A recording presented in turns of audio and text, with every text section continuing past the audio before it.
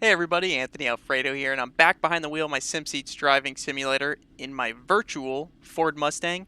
Today I wanted to test out the D-Box technology in the haptic system on the Charlotte Motor Speedway ROVAL. Now, you may have already seen that my first ever road course race utilizing D-Box technology, I actually won, which was a Dallara P217 race at Twin Ring Motegi.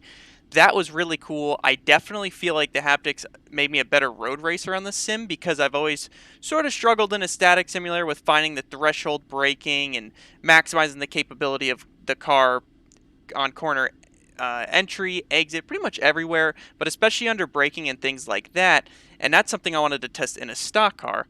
And on top of that, the reason we came to the Charlotte Motor Speedway ROVAL is because this road course is notorious for its turtles. And if you don't know what those are, they're actually at the apexes of many of the corners, and they're these very steep curbs, or they're actually behind the curbs.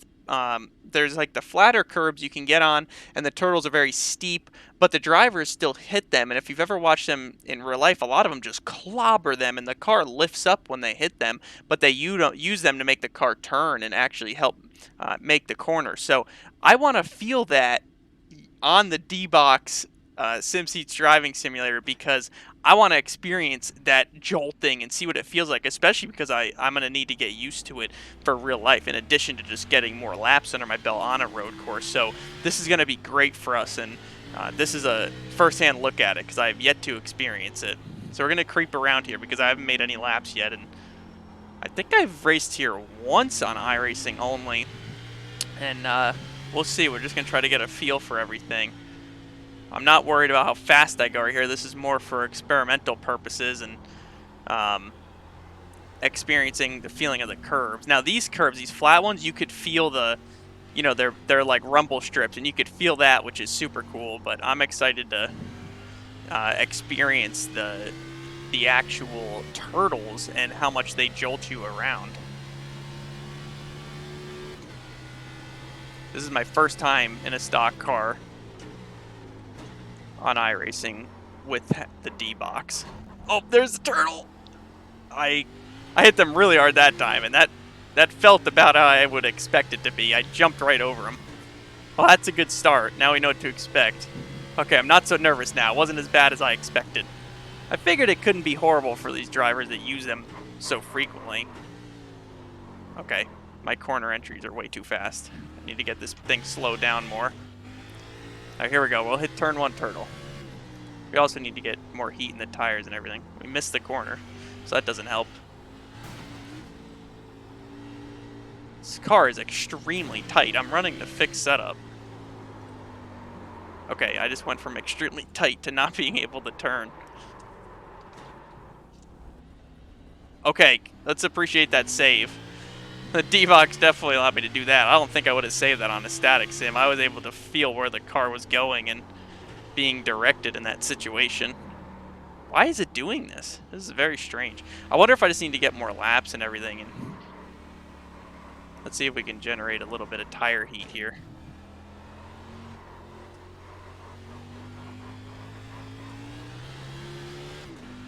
Okay. Maybe it'll be a little bit better. If I remember correctly, it's sometimes very weird for a lap until you get heat and everything. It can be challenging.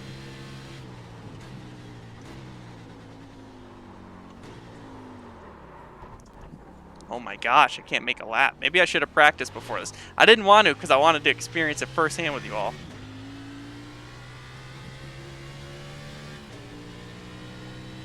Maybe we should have tested it with an open setup. That'd probably help a lot too.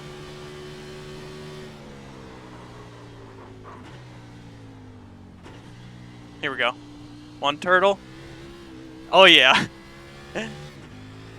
I purposely clobbered that second one. I wanted to experience that. We'll hit this one pretty hard too. Oh yeah. I think I hit it a little too hard because I couldn't steer the car after that corner.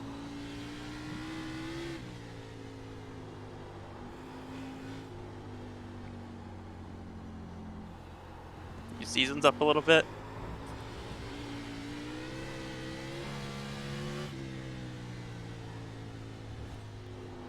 So like those corners, you probably wouldn't use the turtles that much in real life, not from what I've seen the drivers do. But I'm just hitting them for these experimental purposes, of course. This transition onto the banking feels great too. So it's pretty cool to feel that jolt in the car when you hit them. Oh yeah, definitely needed heat in the brakes and stuff because it feels better. So we'll hit these pretty hard. Yep, that was cool.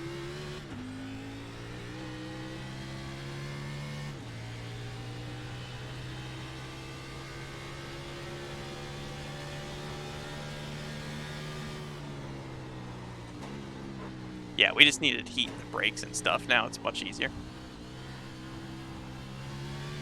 So that's an off track, as you see in the middle of your screen. So you can't use that much without getting a incident point, but that one I clipped. I kind of missed it.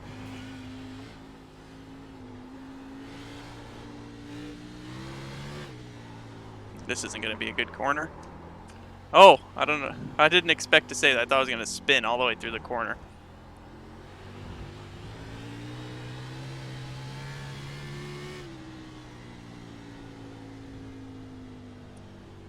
It's pretty neat. I want to run one more lap. I want to get through that backstretch chicane a little bit better and feel how those turtles are.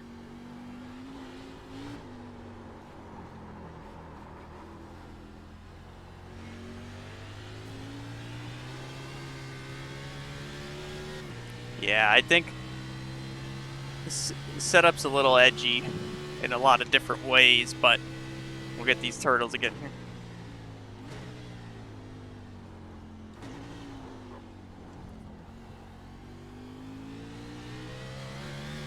That felt awesome. That wasn't the best execution, but it felt so cool. I don't know if, I'm sure you could see me moving quite a bit in the webcam when I crossed those.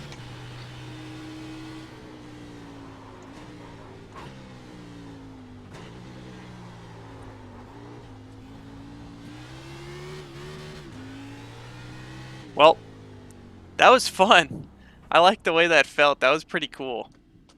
That was a neat, that was definitely a neat experience. As you can see, we hit the wall at some point, but let's watch this lap back because I want to see that one point where we hit that backstretch. It came pretty well. That was fun. This is where I thought I was going to spin out too, right here. It looked cool though, at least. At the very least, that was a cool looking slide. Definitely not efficient when it comes to speed. So crossing those rumble strips, I feel the vibration of them. It's exactly how it feels in real life. I have been on road courses with that. I've only hit one turtle in my life, and it was at the Indianapolis Motor Speedway road course because there's only one corner with it. It was the sharp left-hander after the short straight in, I believe, the infield part of the course. I think it was turn 7 it was called. And that's exactly what it feels from what I remember, but I wanted to experience the Charlotte ones, and Daytona Road Course has them as well. And you could see me go like this, for example, in this chicane right here. On the brakes, trail braking to the first apex, and car hops right, hops left. And that's pretty cool to feel it lift up like that. On these are 1.5-inch actuators too, if any of you haven't seen my other videos detailing this and were curious. So to have that much movement from all the different haptics that you're experiencing at once is pretty neat. This one was fun too. We slid through there, but it was cool. That was interesting. I'm glad we tested that out because I'm really enjoying trying the D-Box technology and getting to know it better, becoming more familiar, and experimenting with it at different cars at different tracks and changing it all around. So that's going to be fun to play with even more throughout the future, and I hope you enjoyed today's video. Thank you all for watching, and I'll talk to you all later.